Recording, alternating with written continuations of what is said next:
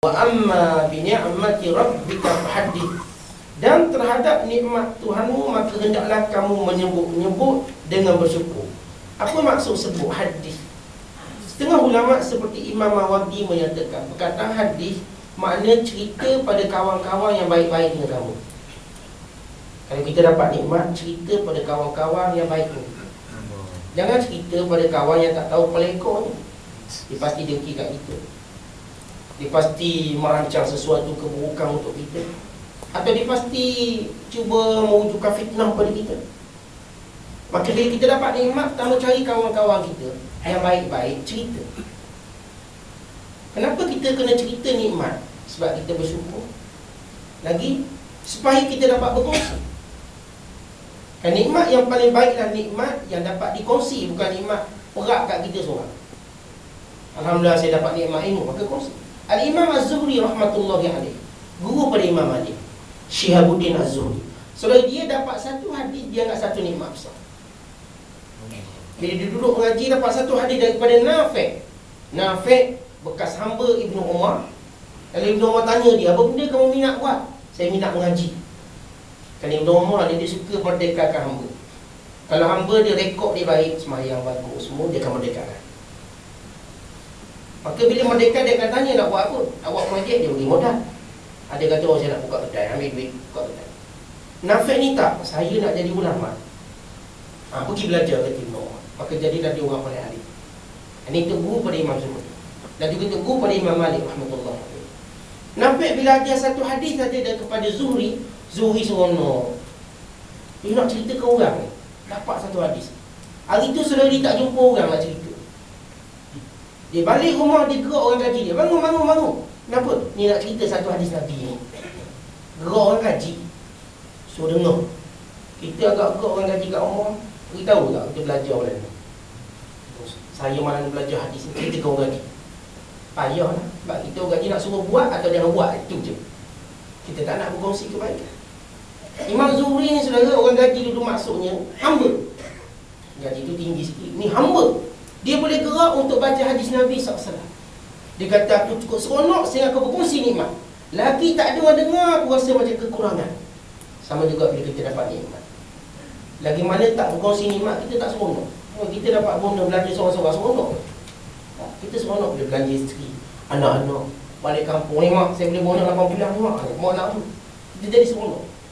Kebaikan yang kita buat tadi, Allah gantikan dengan rasa gembira. Sebab itu saudara, setiap kali kita buat baik, Tuhan akan meletak dalam hati kita rasa gembira dan hilangkan rasa duka cita.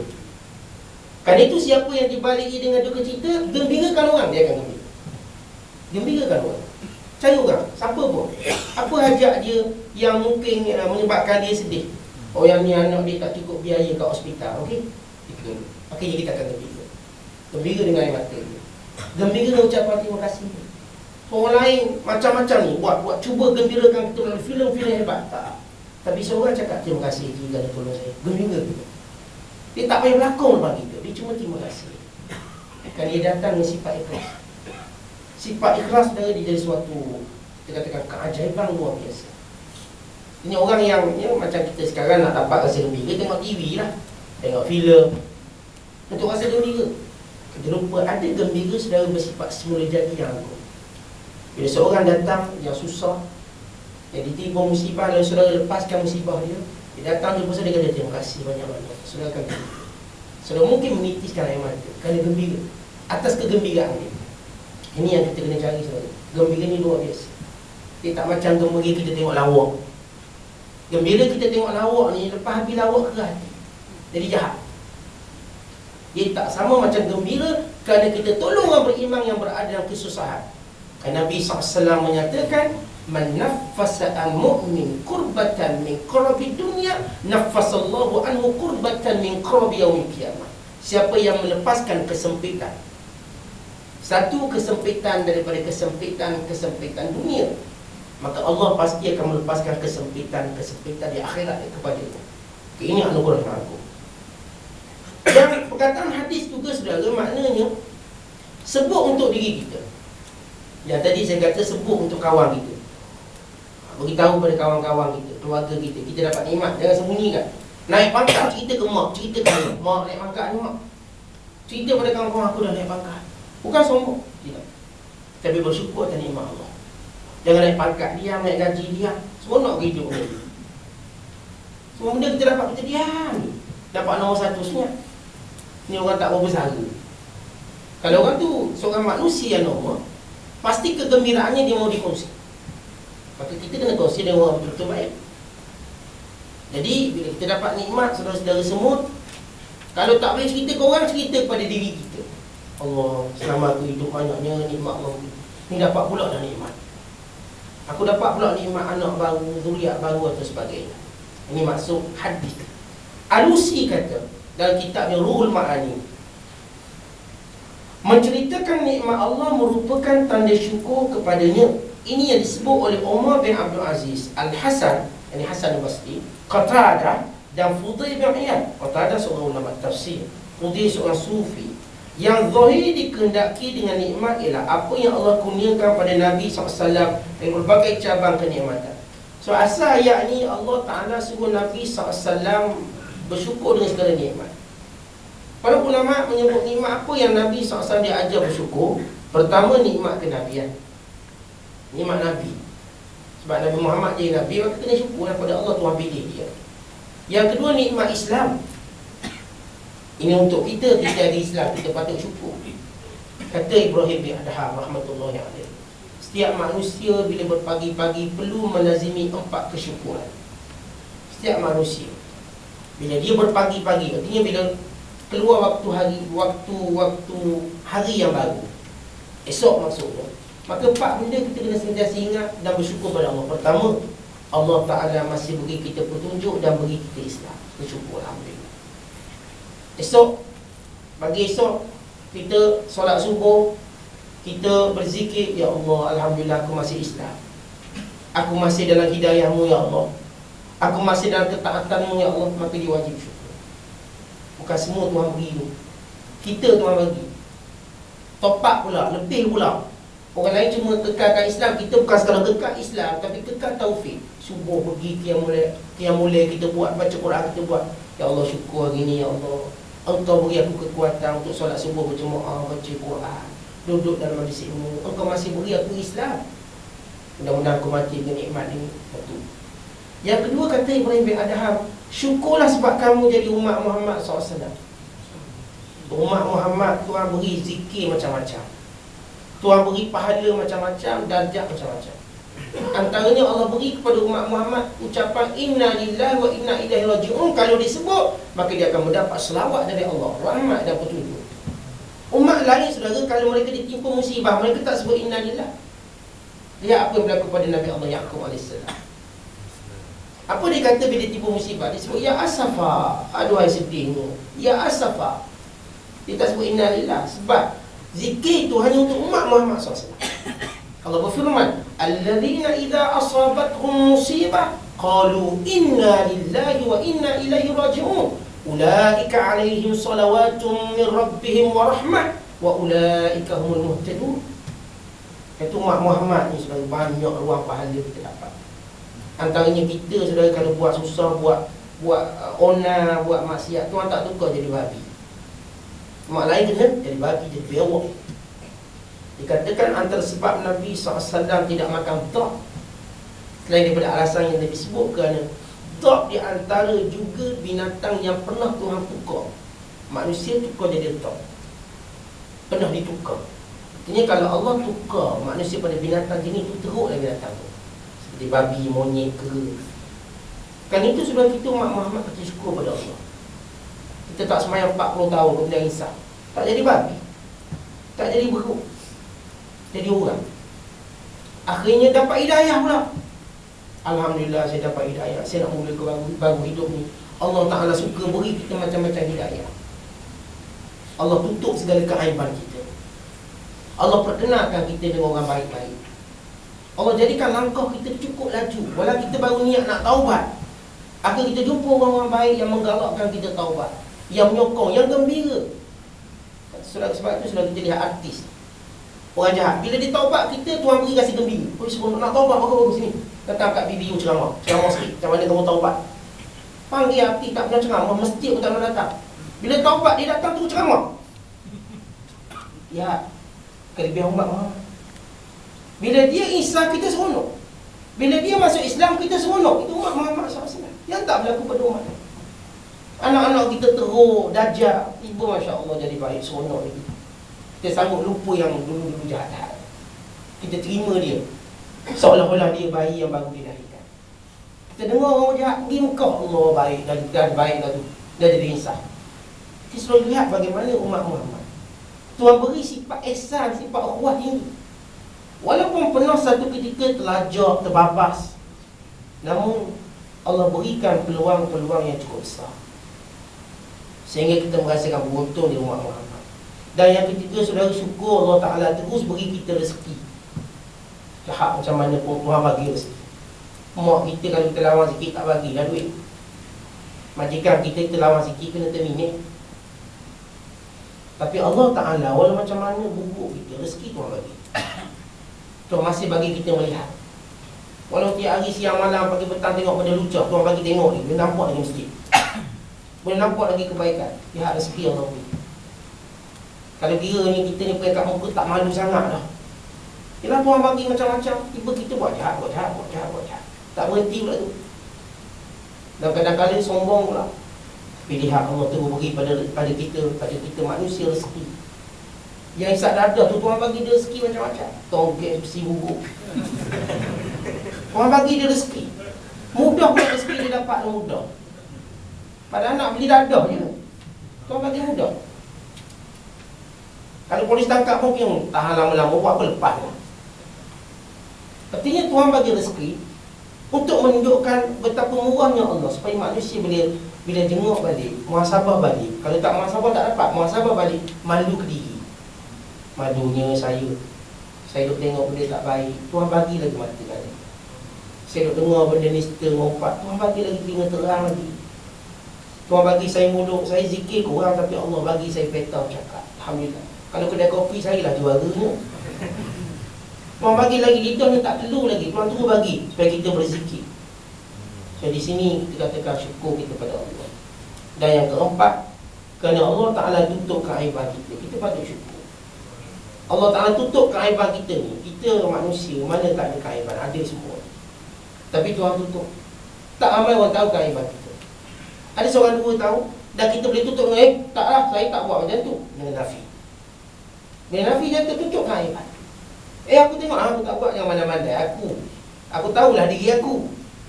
Siapa yang tutup keaiban kita? Allah sebenarnya. Allah Ta'ala boleh buka keaiban kita depan manusia semuanya. Allah Ta'ala boleh telanjangkan kita depan manusia semuanya. Allah Ta'ala boleh jadikan kita terberak di hadapan manusia semuanya kalau Allah mahu. Dan jatuhkan kita tanpa bangun kalau Allah Ta'ala mahu. Tapi Allah Ta'ala tutup keaiban kita. Kita berjalan dengan sombong pun Tuhan tutup lagi. Mudah-mudahan kita bertaubat. Kerana itu kita dilarang bercita-cita mati atau bunuh diri. Kerana kata Nabi SAW, Imam musi'an fal'allahu yasta'tibu. Kalau dia jahat, boleh jadi ruang yang ada dia tak bunuh diri tadi, Allah dia kurniakan kepadanya taubat. Dan kita juga dilarang membunuh orang buat jahat. Kalau orang tu zalim macam mana, jangan bunuh dia, jangan bunuh. Kalau saya jahat sama Ustaz, saya nak bunuh lah senang, jangan. Mudah-mudahan tempoh yang ada, mungkin dia taubat. Ya, kita bila tengok, melihat kamus kehidupan duniawi ini, saudara, betapa banyak kita tengok orang dah jahat sangat, tiba taubat. Kalau kita bunuh dia agak-agak macam mana dia? Yang patut jadi baik. Lihat Ikrimah, bapak jahat, nak bunuh Nabi SAW, tapi Nabi beri ruang untuk dia itu. Akhirnya dia memeluk Islam dan membela Islam dan dia mati syahid. Jadi ahli syurga. Pernah tercatat namanya sebagai musuh agama, tiba-tiba menjadi singa Allah dan menjadi ahli syurga. Kalau kita ni jangan bertindak terburu-buru. Tengok orang jahat bersantau yang mati cepat, musuh orang, jangan. Doakan semoga dia dapat hidayah. Dan bila dia dapat hidayah, orang paling gembira kita lah. Kita akan seronok sebab demikian Tuhan jadikan umat Muhammad ni, saudara, dia akan seronok dengan kebaikan orang lain. Ini selagi mana jiwa dia tak ada asal dengki lah. Kalau jiwanya baik, insya-Allah dia akan seronok bila orang lain buat dan dapat kebaikan. Firman Allah Ta'ala, Laqad khalaqnal insana fi ahsani taqwim. Sesungguhnya kami menciptakan manusia dalam bentuk sebaik-baiknya. Alusi berkata, apa yang dimaksudkan dengan manusia ialah jenis yang merangkumi mukmin dan kafir, di mana pembentukan penciptaannya adalah terbaik termasuk keilmuan dan lain-lain. Allah Ta'ala kata manusia ni Tuhan jadikan dia sebaik-baik kejadian. Perkataan insan bukan sekadar manusia yang beriman, termasuk juga yang tidak beriman. Asas kejadian manusia ni terbaik. Asas dari sudut untuk dia mendapat ilmu, dari sudut untuk dia memakmurkan duniawi, dari sudut dia makhluk paling lawa, paling cantik. Itu asas yang umum. Tapi asas yang dikira, yang dihisap oleh Allah Ta'ala ialah asas keimanannya kepada Allah. Yang beriman, alladzina amanu wa 'amilus solihat, maka mereka dah berada dalam kedudukan yang paling mulia. Kalau tidak, summardatnahu asfala safilin, kami kembalikan kedudukannya paling rendah. Walau asal ciptaannya mulia, mengatasi binatang-binatang lain, tapi Tuhan akan rendahkan dia dengan sifatnya, sehingga sifatnya lebih hina daripada binatang. Bila dia tidak beriman dan beramal soleh.